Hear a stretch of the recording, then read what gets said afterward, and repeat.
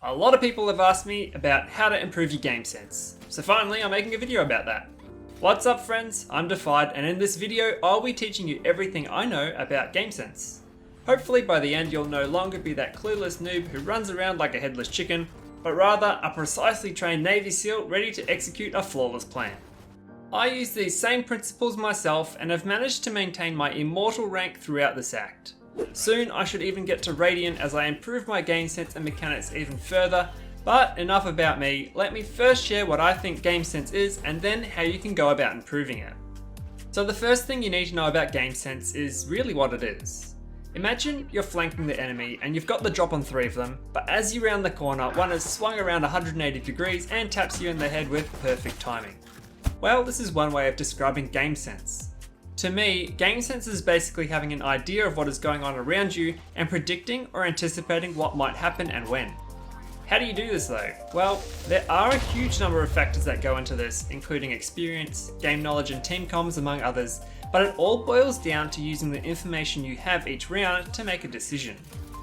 These decisions you make will impact the game in some way, and hopefully by making a good decision, you can shift the odds of winning in your favour. Players in high ranks are constantly making these decisions very quickly, some without even realising it, as they've become naturally good at understanding what is happening around them. For me, making good decisions is basically a game of risk versus reward. You need to consider how risky a play is against what the potential payoff of that play is if successful or unsuccessful. For example, say it's the second round of the game and your team won the first round. You decide to buy a Vandal and full armor while the rest of your team buys Spectres. Then you decide to lurk as your team pushes one site together. You end up dying, giving the Vandal into the hands of your enemy. The Vandal player then gets 2 more kills and you end up losing the round. This series of events does occur sometimes, but it happens because of a number of bad decisions. First of all, buying a Vandal second round isn't always bad, but deciding to play away from your team was a poor decision as the reward is not as high as the risk in this scenario. Here the reward is getting a kill or 2 and getting a man advantage, while the risk is losing the weapon, putting your teammates at a gun disadvantage, possibly losing the round and then jeopardizing the next round because your team will have a poor economy. The risk is much worse than the reward, so it's not worth it. If instead you went with your team, you have a much better chance of winning because they are more likely to trade kills if you die and pick up the Vandal themselves. Now obviously this is quite a simplified scenario as there are many other factors involved, but let me take you through some tips to boost your game sense and decision making. First of all, having a deep level of knowledge and understanding of the game and its objectives are what drives good decision making and game sense. Valorant is obviously an FPS game, so aim is going to be important, but also just a simple realization that one team needs to plant a spike while the other team wants to prevent that is important to know. If you don't know the maps, then learn them. Learning the maps will help you know where players might hide or what angles they might hold.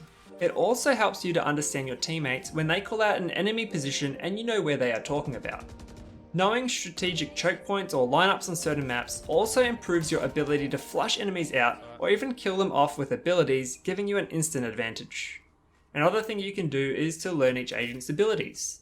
Every agent has a different skill set, and this can help themselves or their teammates take objectives in various ways. I know this is basic stuff, but really trying to understand how an ability works, what it looks like, what it sounds like, can really help optimize your decision making in game. If you hear a Sage wall for example, you know where Sage is, and then you can make a decision about either quickly tearing down her wall, or killing her if she's on top of it, or maybe avoiding her altogether and attacking a different site. Sound is another important factor to consider. If you hear an ability usage or footstep or gun reload or gunshot or spike drop, you've got some good information on where an enemy is located and where they might try to go. Even for yourself, knowing these things can be used to your advantage to either prevent your whereabouts from being known by the enemy or giving it away on purpose as a bait or whatever else you might try to use it for. Being an FPS game, you should also learn about what each gun does and where it is most effective. A shotgun is super effective at close range, while a sniper rifle is effective at long range, so try to play into the strengths of the weapon you've chosen. Practicing with each weapon so that you understand when to spray or when to tap will also improve your decision making in a competitive match. You should also know about how much the guns cost so that you can guess what your enemies might buy based on how many credits they have at the start of a round. Now a lot of people don't really use the minimap, but it's actually quite important. Taking a glimpse at the minimap every so often will help you to keep track of where your allies are, where they're focusing their efforts, as well as information on where enemies are if they are spotted by yourself or a teammate. Knowing, for example, that you're alone while your 3 remaining allies are pushing a different site might help you to play more stealthily or change your mind to meet up and help your team. Alright, now that you've got a decent knowledge and understanding of the game itself, you should use the information available to you to make a hypothesis and draw a conclusion, sort of like a science experiment. For example, if you're on the defender's side and your teammates have pushed through one bomb site without seeing any enemies, then there's a high chance that they're going to attack the other side. Using this information, you can stack the site in preparation for their push. Also, don't forget to look at the scoreboard at the start of the round to see how many credits the enemy team has, as well as what ultimates they have available. If they have low credits, then they might save their cash and try to rush a site or buy cheaper weapons like shotguns and play close angles. Knowing this, you can try to avoid closer engagements, thus giving your weapons a favourable advantage. If you notice that the enemy Brimstone has his ultimate, then be careful in a choke point, as he might use it straight away and kill you off if you can't get out quickly enough. It's also good to track what abilities the enemy has used in the round and where. If you know that enemy Sage used her wall at the start of the round, then chances are that someone is on top of the wall, so you can pre-aim this position to try to get an early kill. If she has used both her slow orbs as well, then later in the round you can more easily make a push attempt on a site without worrying about the slow orb. Alright, so I've given you guys a lot of tips on what to be aware of and what to learn, and how to use this information to your advantage. But sometimes you just don't have enough information to make the best decision. Here is where you need to learn about gathering information, and there are actually a few ways to do this. The easiest way is obviously to go somewhere and look, but this isn't always the safest option. In fact, pushing is always going to come with some degree of danger, as you are unaware of where the enemies are and they may take you by surprise.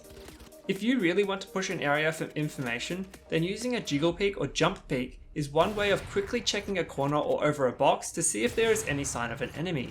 A jiggle peek is basically a quick glimpse from behind cover and then back into cover, and is simply done by strafing one direction until you can just see what you need to see, and then back again by immediately strafing in the opposite direction. This movement makes it much harder for the enemy to kill you, especially if they are not ready for it. A jump peek is kind of similar, but the movement is slightly different, and you add a jump to peek around a corner or over a box. When jump peeking, you basically want to quickly jump out of cover and then back into cover with one quick movement. If jumping over a box, you want to be visible for the shortest time possible, so try a small crouch jump or jump at the end where there is possibly more cover from a higher box. If you guys want, I can do a full tutorial on the different peek types and movements. There's a bit to learn there, but I can do that if you want, just let me know in the comments. But yeah, basically this is just to try and gather information or debate a shot to find where the enemies are. Of course, you can also use abilities in game to help you gather information as well. Almost all of Sova's and Cypher's abilities help to do this, and Skye has her dog or dingo or whatever it is that helps you do this too. There are other ways of getting information as well. Some of that are sort of a little bit unconventional, but for example you could throw a Rainer orb and then hearing an enemy or even two enemies shooting that orb gives you an idea of where those enemies are. Even if you throw a raise grenade into a corner and you don't see anyone run out of there, then that's actually quite good information as well, because you know that someone's not there, so they've got to be somewhere else. Anyway, my last tip here for you guys and your game sense is to try and pick up on patterns in each game. Now, a smart enemy will change what they do every round to keep you guessing and make it much harder for you, but this is actually not as common as you'd think. Most games, players will try to push or hold the same areas, and often even from the same positions. Picking up on this can help you to identify where a player might be hiding, or when they might be flanking, and then you can adjust your strategy to take them out with abilities or wait for them as they push. If you're the type of player who does the same thing every round, maybe just switching it up every second or third round would be enough to confuse the enemy and save yourself from being an easy kill. Alright guys, thanks for watching. I really hope the video has helped you out. Make sure you hit the like button for the YouTube algorithm, and also subscribe if you want more Valorant videos like this. Also, almost all of you who watch my videos haven't subscribed, so I'd actually really appreciate your support in growing the channel and community by liking and subscribing. This honestly helps me so much and enables me to dedicate more time to uploading more frequently, and also with making better content. I'm going to be streaming on Twitch a lot more, as I want to hang out with you guys some more and meet some of you, so make sure you go follow me there and say hi when I'm online. Meeting you guys and hanging out would be pretty awesome, so yeah, please go do that, that'd be cool. Anyway guys, thanks again for watching. I'm Defied and happy gaming.